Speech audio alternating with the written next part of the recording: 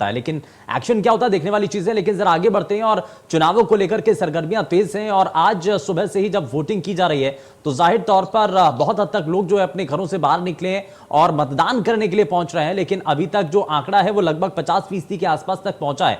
3 बजे की स्थिति यह है, लेकिन आगे आगे क्योंकि अब लगभग 3 घंटे का और समय बचा हुआ है, इन 3 घंटों के अंदर कितना परिवर्तन आता है, कितना वोटिंग परसेंटेज अब आगे बढ़ता है, ये देखने वाली चीजें हैं। और इन्हीं चीजों को जरा समझ लेते हैं और हमारे साथ 2 खास मेहमान इस बीच कार्यक्रम में जुड़ चुके हैं। सबसे पहले आपको मिलवा देते हैं उनसे, राजनीतिक विश्लेषक शैलेंद्र दुबे हमारे साथ कार्यक्रम में है। बहुत स्वागत है आपका सर कार्यक्रम में। और राजनीतिक विश्लेषक रुद्र प्रताप दुबे कार्यक्रम में जुड़ चुके हैं। रुद्र प्रताप जी, बहुत स्वागत है आपका कार्यक्रम में। शैलेंद्र जी, शुरुआत आपसे कर रहा हूं।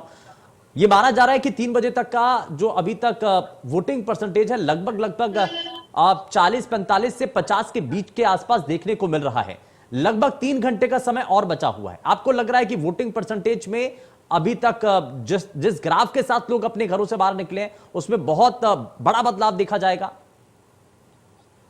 देखिए शुभेंदु जी, मुझे नहीं ऐसा लगता है, बिकॉज कमोबेश पहले जो 3 चरण का मतदान हुआ है उसमें अगर हम स्थिति का आकलन करते हैं तो किसी में 1 या 2% की जो कमी देखी गई है, कहीं पर जो है 2 से 3% की वृद्धि देखी गई है। तो बहुत ज्यादा ऐसा नहीं है कि 8 से 10% की कोई कमी देखी जाए या वृद्धि देखी जाए। और ये चीज इस बात पर भी निर्भर करती है कि उन पर्टिकुलर एरिया में जो कैंडिडेट्स है उसका मैनेजमेंट किस तरह का है। अगर कैंडिडेट काफी सक्रिय होते हैं, उनका कनेक्ट अच्छा होता है, तो वो वोटर्स को निकालने का भी प्रयास करते हैं। तो इसमें कोई बहुत वो वाली बात नहीं है। और जिस तरह से हर इस बारी जो काफी अच्छी संख्या में मतदाता बढ़े भी हैं, युवा मतदाताओं की अगर मैं बात करूं, हाँ। तो उस हिसाब से अगर मोरलेस अगर 60% के आसपास अगर मतदान रहता है तो मैं उसको बुरा नहीं कहूंगा, ठीक है। बिकॉज कोविड जैसी पैंडेमिक जैसी स्थिति में अगर 60, 61, 62% के आसपास मतदान रहता है, अभी 3 घंटे का समय बाकी है। हाँ। और 8 घंटे में अगर आप एवरेज अगर ये ले लें 48 और 50% के बीच आप कह रहे हैं, तो लगभग 5.5% का पर आवर औसत हो जाता है। हाँ। उस दृष्टि से भी जो है 60 से लेके 62-63% का मेरा जो अनुमान है वो होना चाहिए शाम को 6 बजे तक। ठीक है, तो यानी कि ऐसी मौजूदा परिस्थितियों के हिसाब से जो वोटिंग परसेंटेज रहेगा 60% के आसपास तक ही ठीक माना जा सकता है। मैं थोड़ा सा आगे बढ़ता हूं, जरा रुद्र प्रताप जी, मैं जरा इसमें आपको जोड़ रहा हूं। अब ये कहा जा रहा है कि मौजूदा वक्त की परिस्थितियां पहले के मुकाबले तो और बदल चुकी हैं। पहले तो कोविड को लेकर के बड़ा संकट और बड़ा डर लोगों के मन में नजर आ रहा था कि साहब कैसे वोटिंग होगी। चुनाव आयोग भी बहुत सतर्कता के साथ इस पर नजर बनाए हुए था। बहुत हद तक चुनावी जो प्रचार है उसमें भी बहुत हद तक बंदिशें लगाई गई थी। लेकिन अब तो कहीं से कहीं तक भी नजर नहीं आता है, कोई कोविड का कोई खतरा नहीं। तो क्या वोटर्स के जहन से वो कोविड वाला खतरा निकल चुका है क्या? और इसीलिए हम ये मान करके चलें कि हम जो ये समझ रहे थे कि कोविड का खतरा और लोगों के मन में एक डर होगा, इसलिए वोटिंग परसेंटेज थोड़ा सा कम हो सकता है, लेकिन वो डर खत्म हो चुका है।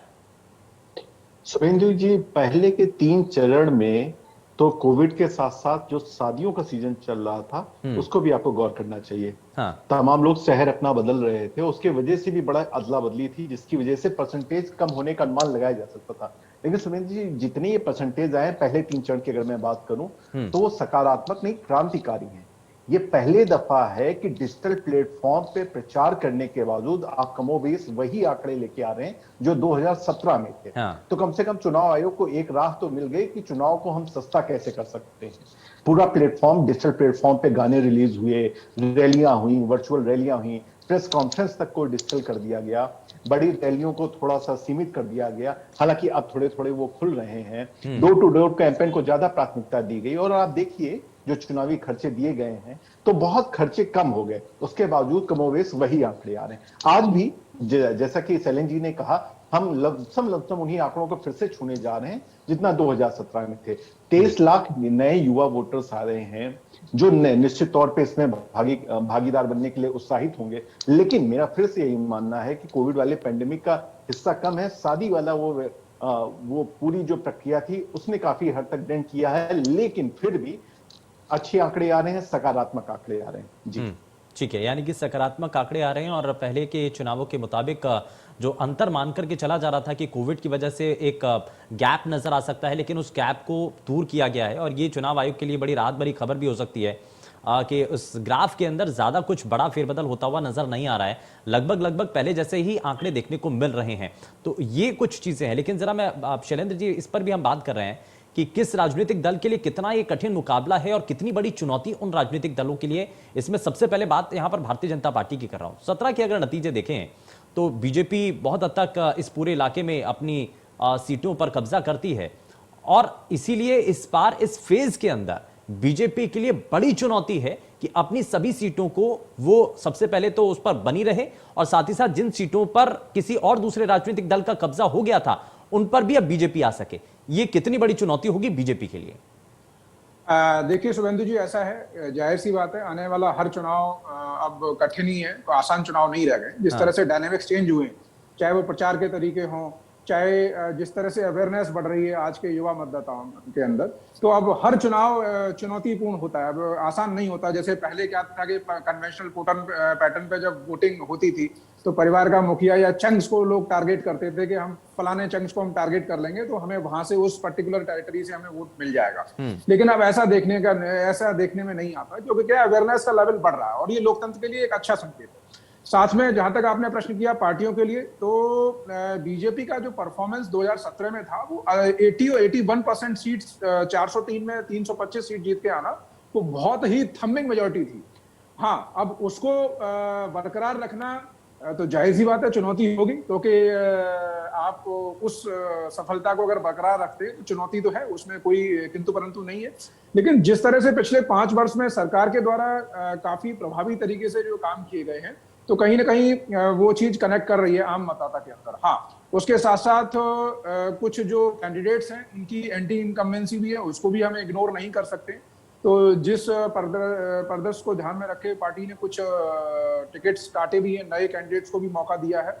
तो ये चुनौती उतनी ही चुनौती जो है विपक्षी दलों के लिए भी है कि मान लीजिए जब जनता जब चुनाव करेगी तो उसके दिमाग में ये बात जरूर रहेगी कि 2017 से पहले यानी 2012 से लेके और 17 के बीच में सपा के कार्यकाल में जो प्रॉमिसिंग की गई थी उसमें कितनी डिलीवरी हुई, 2007 से लेके 12 के बीच में बसपा के कार्यकाल में जो प्रॉमिसिंग थी उसमें कितनी डिलीवरी हुई, और 2017 से लेके 22 में जो बीजेपी रूल जो टेन्योर रहा है उसमें जो प्रॉमिसिंग थी उसमें कितनी डिलीवरी रही। और आज ये संकेत ये अच्छा है कि घर में मान लीजिए ग्रामीण क्षेत्रों की भी अगर मैं बात करूं तो वहां पे इस तरह का प्रश्न खड़ा होता है कि वहां पे अवेयरनेस की जो गवर्नमेंट की स्कीम्स हैं या इम्प्लीमेंटेशन है उसकी अवेयरनेस किस तरह से पहुंचेगी। तो मेरा मानना यह है कि कोई भी ऐसा परिवार नहीं है जहां पे कम से कम एक व्यक्ति पढ़ा लिखा ना हो। मैं मोटे तौर पे अगर बात करूं, कम से कम 90% से ज्यादा अगर अधिक परिवारों की बात करूं, देश के अंदर अगर आज 85 करोड़ से ज्यादा स्मार्टफोन्स हैं, तो हर चीज जो है विजिबल है। अब उसमें यह है कि और जिस तरह का अवेयरनेस का लेवल बढ़ा है तो उसमें इस बात का विमर्श भी होता है कि हाँ, अब जैसे मोटे तौर पे क्या है कि जो यूपी के अंदर पहले कन्वेंशनल पैटर्न में वोटिंग पैटर्न होता था कि हाँ, परिवार का मुखिया जहां कहता था वहीं पे सारे सदस्य मतदान करते थे और जाति एक प्रमुख मुद्दा रहता था। लेकिन अब ऐसा नहीं है, जाति एक मुद्दा है, प्रमुख मुद्दा नहीं है। अब जो युवा है वो जाति और अन्य बंधनों को तोड़कर वो विकास को प्राथमिकता देता हुआ दिखाई देता है, ये एक अच्छा संकेत है। तो उसमें जिस तरह से बीजेपी गवर्नमेंट ने जो सेंट्रल गवर्नमेंट की जो स्कीम्स हैं प्रदेश की सरकार को उसका भी लाभ मिलेगा, चाहे वो डायरेक्ट बेनिफिट ट्रांसफर्स जो उन्होंने अपनाया है, जिस प्रोसेस को अपनाया है, तो उसमें क्या है कि जो मीडिएशंस हैं उनके लिए बहुत ही कम स्कोप रह गया है, तो जिससे क्या है करप्शन पे कहीं ना कहीं लगाम लगी है। हाँ, 100% अचीवमेंट तो नहीं है और इतना जल्दी वो संभव भी नहीं है।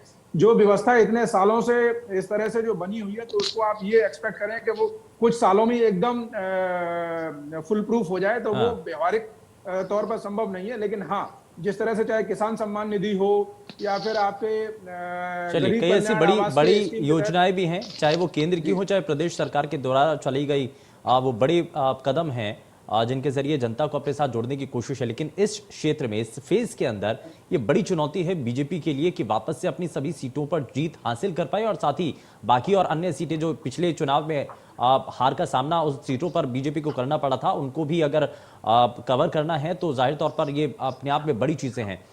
लेकिन इसमें मैं एक पहलू तो हमने यहां पर समझा है कि कितना बड़ी चुनौती है, लेकिन मैं जरा रुद्र प्रताप जी आपसे ये समझना चाह रहा हूं कि अब आप शुरुआत के जो 2 या 3 फेज थे, 2 फेज खास करके ये बीजेपी के लिए सबसे टफ और बड़े कड़े वो फेज थे जिनको बीजेपी अब क्रॉस कर चुकी है। अब तो सब कुछ ये कहा जा रहा है कि इसमें जो है बहुत हद तक बीजेपी का प्रभुत्व उन इलाकों पर बहुत ज्यादा है, तो यानी कि जो कठिन समय था बीजेपी का वो निकल चुका है। ऐसा भी माने? शुभेंदु जी राजनीतिक विश्लेषक तक ये कह रहे थे कि बीजेपी की जो टक्कर है वो शुरुआती 2 चरणों में बहुत ज्यादा कठिन रहने वाली है समाजवादी पार्टी गठबंधन के साथ। और वो ये मान रहे थे कि चौथे चरण से, जिसमें वो तीसरे चरण को भी आधा उठा रहे थे, जहां से अवध का इलाका शुरू होता है, वहां के बाद बीजेपी क्लीन स्वीप करने की हालत में आएगी। और ऐसा वो कह रहे थे तर्कों के आधार पर। अगर आप भी देखें तो ये जो हिस्सा है ये बीजेपी का परंपरागत वोटर वाला हिस्सा रहा है। यहाँ पे बीजेपी का प्रभुत्व पिछले कई सालों से रहा है, खासकर अवध के इलाके में अगर वो बात पहुंचे। जैसे जैसे ये पूर्वांचल की तरफ बढ़ेगा, मुख्यमंत्री जी भी उसी हिस्से से आते हैं, अयोध्या से लेकर तमाम वो सारी चीजें दो ध्रुवीकरण को करने में सहायक सिद्ध होती हैं, वो भी इसी हिस्से में आती हैं। तो ये वो इलाका है जो बीजेपी के कमोवेश ये माना जाए कि बीजेपी का हिस्सा वाला इलाका है, जहां पे वो निश्चिंत होकर चलती है। प्रधानमंत्री मोदी भी इसी जगह से आते हैं। देखिए अब यहाँ पे ये देखने वाली बात है कि ये शायद मुझे लगता है बहुत दिन बाद ऐसा चुनाव है जो मुद्दों पे आधारित नहीं है। ना सत्ता दल कोई मुद्दा लेके आगे बढ़ रहा है चुनाव में कि उसके पास ये मुद्दा है, ना विपक्षी दल के पास कोई स्पेशल एक स्पेसिफिक चीज है जिसपे वो बात कर रहे हैं कि हम यही करेंगे। ये फैला हुआ चुनाव नहीं, लेकिन बीजेपी इस पर, इस स्ट्रैटेजी पर काम कर रही है। वो बार बार ये कह रहे हैं कि हमने देखिए कानून व्यवस्था दुरुस्त कर दी है, माफियाओं का राज जो है वो खत्म कर दिया। इस स्ट्रैटेजी पर चल रही है। वो किसी भी रैली में कोई भी छोटे से लेकर के बड़ा नेता तक हो, प्रधानमंत्री तक भी अगर आते हैं, भारतीय जनता पार्टी के अगर राष्ट्रीय अध्यक्ष भी आते हैं, तो वो सिर्फ आकर के इसी बात को दिखाते हैं कि आप तुलनात्मक तरीके से अंतर कर लीजिए साहब। नहीं, बिल्कुल ठीक है। फिर तो यह है कि समाजवादी पार्टी भी 300 यूनिट बिजली फ्री लेके चल रही है। हाँ। और वो पेंशन, पुरानी पेंशन बहाली के लेके चल रही है। मैं मोटे तौर पे बात कर रहा हूं कि पश्चिम के लिए मुद्दे अलग हो रहे हैं, अवध आते आते वो मुद्दे अलग हो जा रहे हैं, पूर्वांचल तक अलग हो जा रहे हैं। पूरा प्रदेश एक ही उस पर लेके नहीं चल रहा। हाँ, ये बीजेपी की ताकत जरूर है, जिस तरीके से उसने कानून व्यवस्था को बरकरार रखा वो उसकी बातें कर रहे हैं। ये बीजेपी की ताकत है कि कोविड की दूसरी लहर में भी वो अपने आप को सफलतापूर्वक इस प्रदेश को उबारने में सक्षम हुए। जबकि ऐसा कहा जा रहा था कि अगर कोविड के वक्त चुनाव हो तो सत्ताधारी दल को बड़ा नुकसान झेलना पड़ेगा। ये बीजेपी की ताकत है कि मुख्यमंत्री जी जब कोविड की वजह से बाहर निकले उसके बाद वो अभी तक लौट के नहीं आए। वो लगातार दौरे कर रहे हैं, सभाएं कर रहे हैं और उनका परिश्रम दिखाई पड़ रहा। हर कोई अपनी ताकत पे काम कर रहा है, लेकिन मेरा ये कहना था कि पूरे प्रदेश के स्तर पर अगर किसी एक मुद्दे पे हो तो वैसा नहीं है, तो फैला हुआ चुनाव है, जहां पे जब प्रधानमंत्री जी कोई और बात कह देते हैं तो चुनाव थोड़ा सा उधर झुक जाता है। जब हम लाभार्थी की बात करते हैं, कितने लोगों को भारतीय जनता पार्टी करते हैं कि महिलाओं का एक बड़ा समूह इस बार टर्निंग पॉइंट बनेगा इस चुनाव का, तो ये उधर की ओर मुड़ जाता है। तब हम कांग्रेस के घोषणा पत्र की तरफ आ जाते हैं, बीजेपी के स्कूटी देने के वादे की तरफ आ जाते हैं, समाजवादी पार्टी के एमवाई समीकरण में जो महिला एम को रिप्रेजेंट करती है तो उधर आ जाते हैं। तो फैला हुआ चुनाव है। हालांकि सोशल मीडिया को अगर देखें तो बीजेपी बहुत आगे है। जिस तरह उसने 1,20,000 व्हाट्सएप ग्रुप बनाए, जिस तरीके से उसने क्षेत्रीय संयोजक, सह संयोजक जैसे एक नए पदाधिकारियों की टीम तैयार की, जिस तरह उसने अपने मंत्रियों के अपने ही संगठन के नेताओं के द्वारा इंटरव्यू करवाया, अगर आपने देखा होगा बीजेपी के पेज को, तो जो रीच होने की कवायद होती है, लोगों तक पहुंचने की कवायद है कि आप कितनी ज्यादा डिजिटली अपनी बातों को, अपनी योजनाओं को लोगों तक पहुंचा पाए, तो इसमें बीजेपी ने बहुत बेहतर प्रयास किया है, प्रदर्शन किया शुभेंदु जी। ठीक है, लेकिन इस फेज के अंदर सबसे बड़ी चुनौती बीजेपी के सामने ये भी है। समाजवादी पार्टी और दूसरे राजनीतिक दलों को लेकर भी जरा आगे चर्चा करेंगे, लेकिन जरा एक पॉइंट और इसमें जोड़ लेते हैं इसमें, क्योंकि इस फेज के अंदर शैलेंद्र दुबे जी, सबसे बड़ा सवाल बीजेपी के सामने यह है कि लखनऊ और उसके आसपास, क्योंकि बहुत हद तक बीजेपी का प्रभुत्व इन सीटों पर माना जाता है, ये बहुत सेफ सीट मानी जाती हैं, तो इसलिए इन सीटों पर आना और इस सीट पर आकर के चुनाव लड़ना, ये बड़े बड़े दिग्गजों की ख्वाहिश होती है और वो चाह रहती है। अगर टिकट ना मिले तो बड़ी टीस भी होती है। अब ऐसे में बहुत सारे ऐसे नेता हैं जिनको टिकट नहीं मिल पाई है। अब उसमें रीता बहुगुणा जोशी जो अपने बेटे के लिए टिकट की मांग कर रही थी, कह रही थी कि साहब मैं अपनी बलि भी देने को तैयार हूं, लेकिन आप मेरे बेटे को टिकट दे दीजिए। मयंक जोशी भी अभी हाल ही में एक तस्वीर उनकी वायरल होती है जिसमें वो अखिलेश यादव से मुलाकात करते हैं। अब उन तस्वीर के जरिए ये कहा जा रहा है कि कहीं ऐसा तो नहीं कि भीतर भीतर बीजेपी को अपने ही लोग कुछ नुकसान पहुंचा दें। शैलेंद्र जी, देखिए, ये एक पहलू होता है, लेकिन ये तब तक कारगर होता है। हर दल में लोग प्रयास करते हैं अपनी दावेदारी को मजबूती से रखने के तौर पे।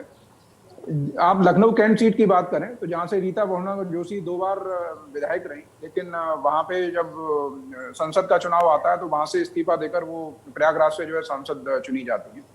तो पार्टी की एक अपनी रणनीति है और उन्होंने एक विकल्प दिया था, क्योंकि उनका उद्देश्य ये था कि चलिए आगे चल के हम अपने बेटे को राजनीतिक शुरुआत और राजनीतिक रास्ता देने वाली बात थी।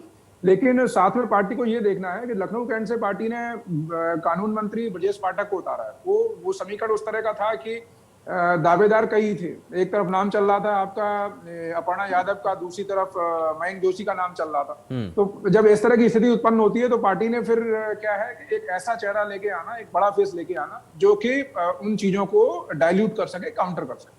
तो काफी हद तक वो प्रभाव वहां पे खत्म हुआ है।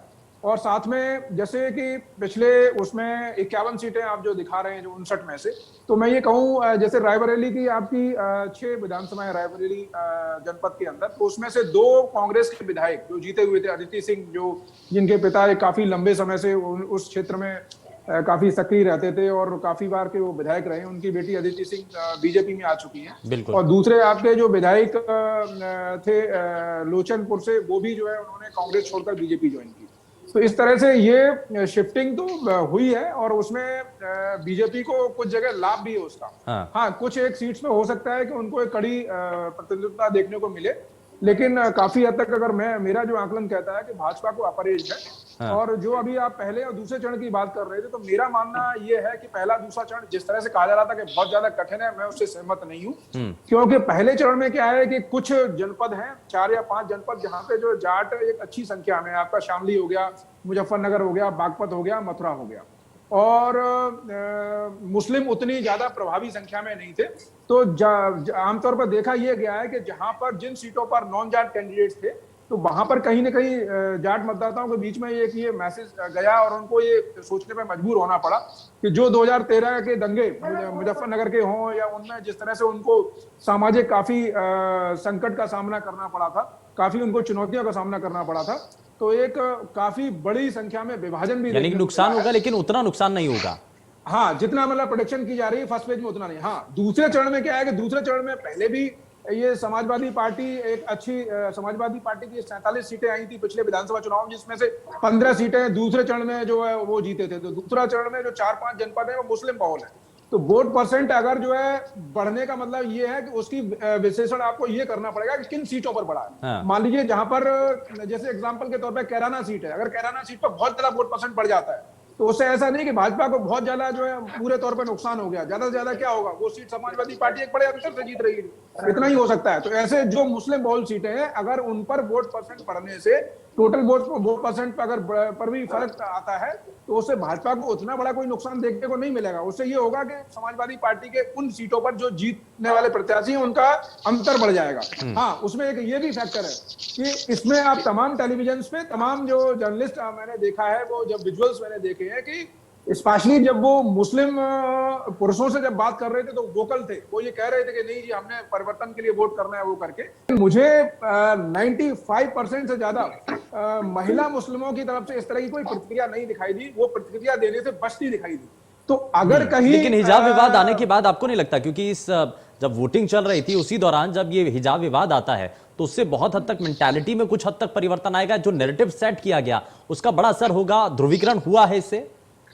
देखिए, हिजाब विवाद एक अपनी जगह एक चैलेंज था और जाहिर सी बात है, लेकिन साथ में हमें ये देखना पड़ेगा जो रेडिकल एलिमेंट्स हैं और जो पॉलिटिकली मोटिवेटेड फोर्सेस हैं, अगर वो तो ठीक है, वो तो प्रयास ये करेंगे, वो दिखाने का प्रयास ये करते हैं कि नहीं ये जो मुद्दा है ये बहुत प्रभावी है। हाँ। जबकि हिजाब विवाद क्या है, पूरी तरह से अनुशासनहीनता का मामला है। ठीक है, ठीक है कुर्सिका में। और जरा आगे बढ़ते हैं और सबसे पहले आपको बताएं कि लगातार वोटिंग की जा रही है। सुबह से ही वोटर्स जो है वो पोलिंग बूथ तक पहुंच रहे हैं और अपने मत का इस्तेमाल कर रहे हैं, लेकिन इन बदलते हुए समीकरणों को भी देखना बड़ा जरूरी है। और इस बीच हमारे साथ इन समीकरणों को समझने के लिए कुछ खास मेहमान कार्यक्रम में बने हुए हैं। मैं जरा जल्दी से रुक कर लेता हूं और मैं रुद्र प्रताप जी जरा आपसे बात समझना चाह रहा हूं कि न सिर्फ चुनौती बीजेपी के लिए बल्कि कांग्रेस के लिए उससे भी बड़ी चुनौती है। कई दशकों का सूखा और इस सूखे को मिटाने के लिए इस बार जो खाद पानी जमीन पर आकर के डालने की कोशिश की जा रही है, जिसकी कमान जो है प्रियंका गांधी ने संभाली हुई है। आधी आबादी को साधते हुए जब लड़की हूं लड़ सकती हूं का नारा दिया जाता है, आपको लगता है कि कुछ परिवर्तन होता हुआ देखने को मिल सकता है, कुछ बड़ा चेंज होगा? शुभेंदु जी, मेरा मानना है कि कांग्रेस अभी लड़ाई में नहीं है। इसके कई कारण मैं आपको गिना सकता हूं। चूंकि डिजिटली प्लेटफॉर्म पे जब चुनाव होना शुरुआत हुई, वो सारी चीजें होनी शुरू की, तो कांग्रेस अकेला ऐसा दल है जिसकी राष्ट्रीय अध्यक्षा ना तो फेसबुक पे है, ना ट्विटर पे हो, ना यूट्यूब पे।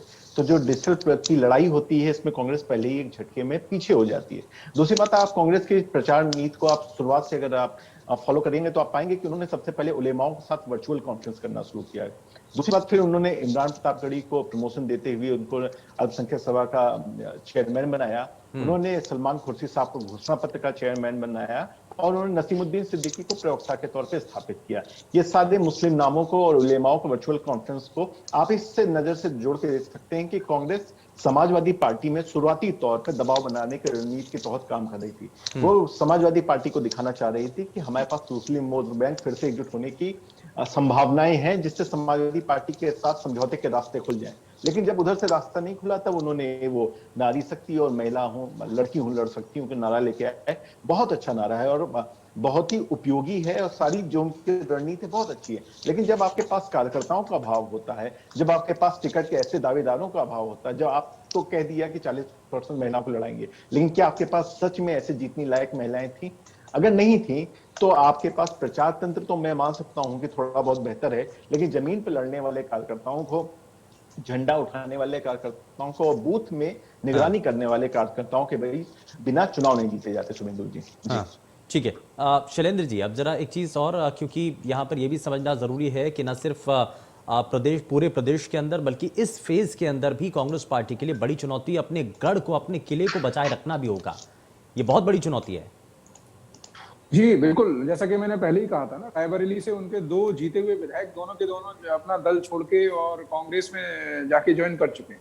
हाँ। और उन दोनों का ही अपना एक प्रभाव है वहां पे। स्पेशली अगर मैं रायबरेली में ये अखिलेश सिंह जी के परिवार की बात करूं, जिनकी बेटी आप विधायक हैं, तो इसका कांग्रेस के खिलाफ वहां पर प्रभाव पड़ेगा। और मेरा जहां तक आकलन है, जिस तरह से उनकी एक जन प्रतिनिधि की एक छवि बनी हुई है, तो अदिति सिंह को अपर एज मिलता हुआ दिखाई दे रहा है। और दूसरा जो विधायक आए हुए हैं लोचनपुर से, वो भी, ये दोनों ही सीटें निकलती दिखाई दे रही। तो इसमें अगर ये दोनों सीटें बीजेपी कांग्रेस से छीनने में कामयाब हो जाती है तो कहीं ना कहीं ये और दबाव बनेगा। आने वाले 2024 में रायबरेली लोकसभा सीट पर भी काफी हद तक मानसिक दबाव बनता हुआ दिखाई देगा। और इस चरण में जिस तरह से 9 जिलों में 59 सीटों पे है, तो जाहिर सी बात है कि भाजपा को ऐसा कहीं, चूंकि सफलता पिछले चुनाव में इस लेवल की थी 80% से ज्यादा, उसकी तुलना में अगर आप देखेंगे तो कुछ एक सीट्स पे नुकसान होगा, लेकिन इतना बड़ा नुकसान नहीं होगा कि नहीं भाजपा को एक कंफर्टेबल मेजोरिटी पाने में किसी तरह की कोई चुनौती आती हुई दिखाई दे रही है, ऐसा नहीं है। हाँ। और जिस तरह से ये प्रयास किया जा रहा है कि नहीं अखिलेश का जो गठबंधन बड़ा, अरे मैं तो समझ से परे कहां से बड़ा गठबंधन हो गया। हाँ। 2014 के बाद से 2017 में कांग्रेस के साथ गठबंधन था इनका, समाजवादी का था। तो कांग्रेस एक राष्ट्रीय दल है जिसका उत्तर प्रदेश में हालांकि 6-7% का वोट तो हर पूरा फैला हुआ रहता ही है। अब 2017 के बाद 2019 में बसपा के साथ, कांग्रेस के साथ, आरएलडी के साथ, और ये आपके ओम प्रकाश राजभर भी भाजपा के साथ नहीं थे 2019 में। तो अभी ऐसा कौन सा दल है जो सपा के साथ आ गया जो उसको बहुत बड़ा अपरेज मिलता हुआ दिखाई दे रहा है? मैं तो इस गठबंधन को उस तरह से लग ही नहीं रहा। अगर मान लीजिए ये भी आधार माना जाए, जैसे स्वामी प्रसाद मौर्य का मैं आपको उदाहरण देता हूँ। हाँ। जिस समय उन्होंने वो छोड़ा, होता क्या कि जब इस तरह की कोई घटना होती है तो जाहिर सी बात है वो हलचल पैदा कर सकती है, लेकिन वो कितना प्रभावी होगी ये देखने वाली बात है। अगर स्वामी प्रसाद मौर्य इतने ही अगर प्रभावी नेता थे तो अपनी सीट क्यों बदलनी पड़ी उनको? पडरौना से इस बार वो चुनाव नहीं लड़ रहे, उनके बेटे को भी टिकट नहीं मिला। तो ये सब जो है कुछ दिनों की हलचल पैदा करने वाली घटनाएं हो सकती हैं। और मायावती ने भी, जहां तक जो रिपोर्ट्स आ रही हैं उसमें ये देखने को मिल रहा है कि जो दल बदलू नेता थे बसपा से, जो बड़ा फ्रिक्वेंटली चुनाव के एन वक्त पे इस तरह का प्रयास करते थे, चाहे वो ओम प्रकाश राजभर हो और चाहे ये आपके स्वामी प्रसाद मौर्य हो, इन दोनों की सीट बहुत ही कड़े मुकाबले में है। और कोई हैरानी वाली बात नहीं है, दोनों के दोनों जो है चुनाव हार जाए। तो चलिए वो तो खैर आने वाले समय में स्पष्ट हो पाएगा, खैर, लेकिन इस पर आकलन करना बड़ा जरूरी है। और इस बीच हमारे साथ एक और खास मेहमान कार्यक्रम में जुड़ चुके हैं, वरिष्ठ पत्रकार विजय उपाध्याय जी हमारे साथ कार्यक्रम में। विजय जी, बहुत स्वागत है आपका कार्यक्रम में। और जरा मैं शुरुआत यहाँ पर आपको, क्योंकि जो कांग्रेस पार्टी है एक लंबे सूखे से गुजर रही है, हरियाली की उम्मीद में है, आपको नजर आ रहा है, क्योंकि इस पर लगातार मंथन तो किया जा रहा है, चर्चा कर रहे हैं, लेकिन साथ ही साथ एक बड़ी चीज ये भी है कि इस बार के चुनाव में, क्योंकि इससे पहले देखा गया था राहुल गांधी बड़े कैंपेनिंग क्या साथ उत्तर प्रदेश के अंदर अलग अलग जगहों पर घूमते हैं, 2 लड़कों की जोड़ी बड़ी फेमस हुई थी, इस बार भी है लेकिन चेहरा बदल गया है। आपको लगता है कि राहुल गांधी की इस चुनाव से पूरी तरीके से दूरी रहना सिर्फ अभी तक एक बार, मुझे लगता है एक बार उत्तर प्रदेश में आए हैं वो प्रियंका गांधी के साथ, पूरी तरीके से बागडोर प्रियंका गांधी के पास है उत्तर प्रदेश की, क्या कोई बड़ा चेहरा और एक ही चेहरा सिर्फ नजर आता है, उसके अलावा कांग्रेस पार्टी के जो पुराने दिग्गज नेता है उनको भी इस्तेमाल ना करना, सिर्फ एक ही चेहरे के इर्द गिर्द पूरे चुनाव को लड़ना, ये स्ट्रैटेजी क्या नजर आती है सर? देखिए, दिग्गज नेताओं ने तो G23 बना रखा है, जो खुद पार्टी लीडरशिप पे सवाल उठा रहे हैं। दरअसल कांग्रेस ट्रांसफॉर्मेशन के दौर से गुजर रही है। एक नई कांग्रेस को आगे बढ़ाने की कोशिश हो रही है उत्तर प्रदेश ही नहीं बल्कि देश भर में। आप चाहे पंजाब देख लीजिए, चाहे उत्तर प्रदेश देख लीजिए, मध्य प्रदेश देख लीजिए, तो ये जो कोशिश है, ये नई लीडरशिप जो कांग्रेस की है, जिसमें राहुल के बाद अब प्रियंका काफी महत्वपूर्ण रोल में है, और प्रियंका को पता है कि फ्यूचर की पॉलिटिक्स करना है तो उत्तर प्रदेश के रास्ते से ही दिल्ली की गद्दी मिलती है। इसीलिए उन्होंने यूपी को अपनी प्रयोगशाला बनाई है। 99 से वो अमेठी और रायबरेली में एक्टिव थी, और अब वो जो पार्टी की महासचिव बनी और उत्तर प्रदेश की प्रभारी बनी 2019 से, तो लगातार उत्तर प्रदेश में है। पूरी पार्टी को उन्होंने बदल डाला है, नए कार्यकर्ताओं को जोड़ा है, नए तरीके की राजनीति हो रही है। तो जब पार्टी कोई आमूलचूल बदलाव करती है तो जाहिर है कि जब बदलाव की प्रक्रिया होती है उस समय उसका वोट बेस और समर्थन को लेके बहुत सवाल उठते हैं, और कांग्रेस पे ऐसे ही सवाल उठ रहे हैं। ठीक है, जाहिर तौर पर ये लेकिन बड़ी चुनौती है कांग्रेस पार्टी के लिए। इस चुनौती को स्वीकार कौन करेगा पार्टी के भीतर रह करके, ये भी बड़ा देखना दिलचस्प होगा। लेकिन रुद्र प्रताप जी, अब जरा इसमें भी हम ये जरा इन चीज़ों को भी समझते हैं कि अगर समाजवादी पार्टी और उनका जो सहयोगी दल है, जितने गठबंधन में दल हैं, इस फेज के बाद से, चौथे चरण से जो वोटिंग इस वक्त की जा रही है, आपको लग रहा है कि ये एसपी और तमाम उनके साथ के जितने सहयोगी दल हैं उनके लिए बहुत हद तक ये बड़ा चैलेंज है बीजेपी के सामने, इस मुकाबले में उतर करके उनके सामने लड़ना, उन्हीं के गढ़ में एक तरीके से मान लिया जाए? शुभेंदु जी, जहां भारतीय जनता पार्टी के लिए ये प्रतिष्ठा का प्रश्न है, क्योंकि जितनी सीटें उन्होंने जीती थी, अगर उतनी जीतों को बरकरार रख पाएंगे तो ये उनके लिए बेहतर बात हो पाएगी।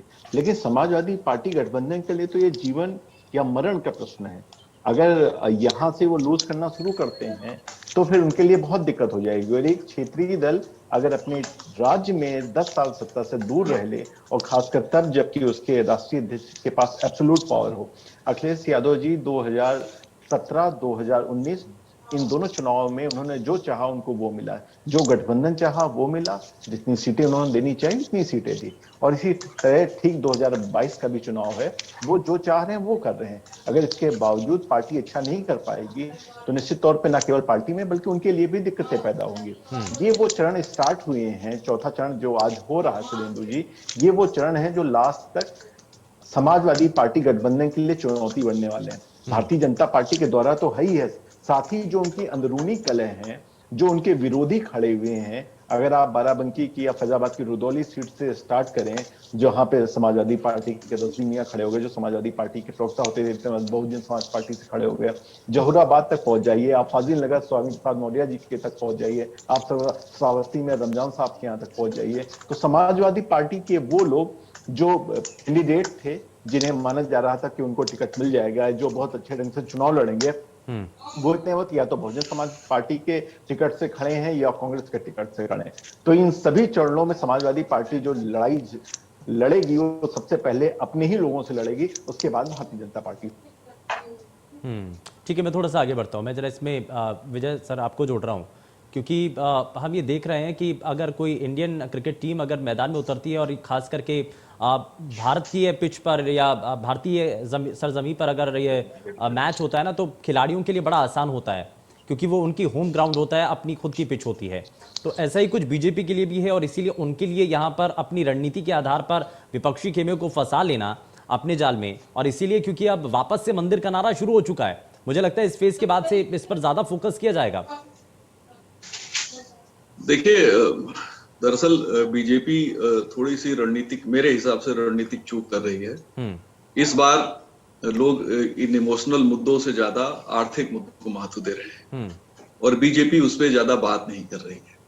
ये बहुत बड़ी मिस्टेक बीजेपी से हो रही है, और जितना वो आर्थिक मुद्दों से दूर भागेंगे उतना ज्यादा ही आर्थिक मुद्दे उनका पीछा करेंगे और जनता सवाल पूछेगी। बीजेपी को कॉन्फिडेंस ये है कि 14.5 करोड़ लाभार्थी हैं जो जिनको फ्री फूड दिया जा रहा है हर महीने, और ढेर सारी इस तरह से पूरा एक लाभार्थी क्लास है जो लोकसभा चुनाव के बाद आया है 2019 के, तो उस पे उनको बहुत ज्यादा भरोसा है।